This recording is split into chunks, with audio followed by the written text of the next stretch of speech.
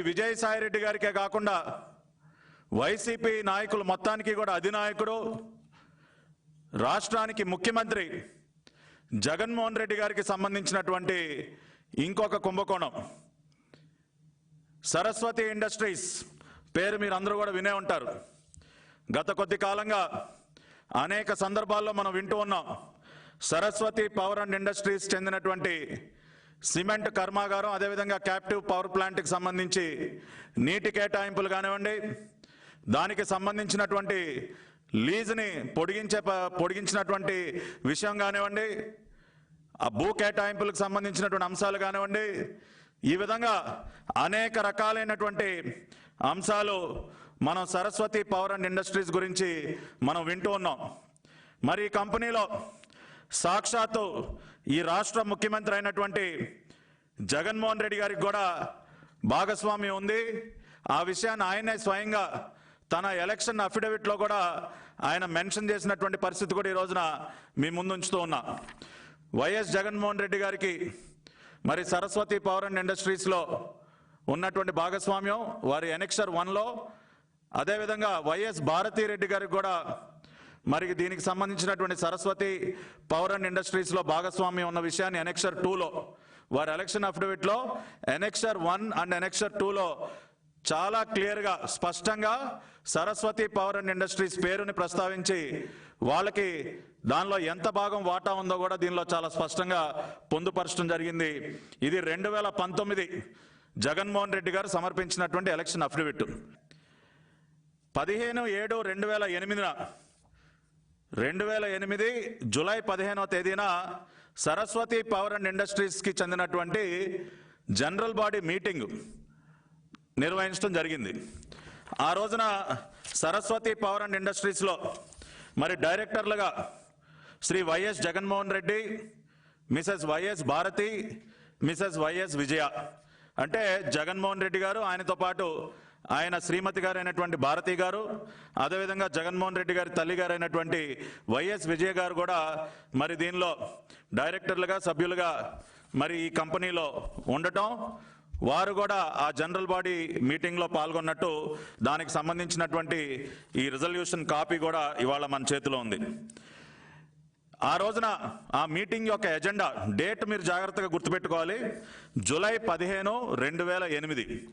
ఎందుకు ఆ రోజున సమావేశం ఏర్పాటు చేశారు అంటే, ఈ సరస్వతి పవర్ అండ్ ఇండస్ట్రీస్ అనే సంస్థ ఏదైతే ఉందో అది ఒక పవర్ ప్లాంట్ ఏర్పాటు చేయడం కోసం ఏర్పాటైనటువంటి సంస్థ. దాని బైలాస్లో మనం చూసినట్లయితే అప్పటి వరకు పవర్ ప్లాంట్ అంటే విద్యుత్ కర్మాగారాలు ఏర్పాటుకు సంబంధించినటువంటి బైలాసు అంటే ఆ అంశాలని వాళ్ళ బైలాస్లో ప్రస్తావించడం జరిగింది. అప్పటి వరకు సరస్వతి పవర్ అండ్ ఇండస్ట్రీస్ బైలాస్లో ఎక్కడా కూడా సిమెంట్ కర్మాగారం ప్రస్తావనే లేదు. దీనిని మీరు అందరూ గమనించాలి. అటువంటి ప్రస్తావన లేదు కాబట్టి జూలై 15, 2008 ఒక అత్యవసర సమావేశం ఏర్పాటు చేసుకుని, బోర్డు మీటింగ్ ఏర్పాటు చేసుకుని ఒక తీర్మానాన్ని ప్రవేశపెట్టారు. ఆ తీర్మానం ప్రవేశపెట్టింది కూడా భారతి గారు, Mrs YS Bharathi moved resolve that object clause number 6 be substituted with the following to carry on the business of manufacturing, marketing and dealing in cement. కాబట్టి ఇటువంటి సవరణ ఒకటి సిమెంట్ వ్యాపారం చేసుకోవడానికి ఒక సవరణ తీసుకొచ్చారు. 18/5/2009 అంటే మే 18, 2009 విడుదల చేసినటువంటి జీవో నెంబర్ 107లో వాళ్ళు ఏమని ప్రస్తావించారండి? 12/6/2008 memo from director of mines and geology వాళ్ళు ఇచ్చినటువంటి director of mines and geology వాళ్ళు ఇచ్చినటువంటి మెమో ఆధారంగా, అంటే సరస్వతి పవర్ అండ్ ఇండస్ట్రీస్ వారికి ఈ గనులు, ఈ భూములు ఏవైతే ఉన్నాయో సిమెంట్ కంపెనీ ఏర్పాటు చేసుకోవడానికి సంబంధించినటువంటి లైమ్ స్టోన్ మైనింగ్ సంబంధించినటువంటి ఈ భూములు కేటాయించేటటువంటి ఫైలు, ఈ మెమో 12/6 అంటే జూన్ 12, 2008 మూవ్ చేశారు. అంటే ఈ కంపెనీలో బైలాసు సవరించుకోవటానికి ముందే అంటే ఈ కంపెనీ బైలాస్లో సిమెంట్ కంపెనీ ప్రస్తావనకు రాకముందే వీళ్ళు సిమెంట్ కంపెనీ ఏర్పాటుకు సంబంధించినటువంటి భూముల కేటాయింపు చెందినటువంటి ఫైల్ మూవ్ చేశారన్న విషయాన్ని మనం ఈ జీవో నంబర్ 107 డేటెడ్ 18/5/2009 మనం చాలా క్లియర్గా దీన్ని బట్టి మనం తెలుసుకోవచ్చు.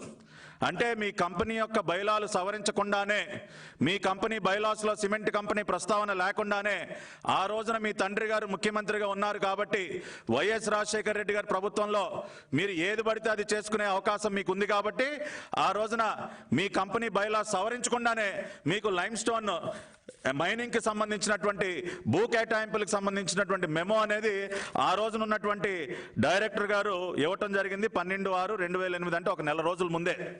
మరి ఇటువంటి అద్భుతాలన్నీ ఎందుకు జరిగినాయి అని చూస్తే ఆ రోజున ఈ సంబంధిత శాఖకి సెక్రటరీ ఎవరో తెలుసా అండి?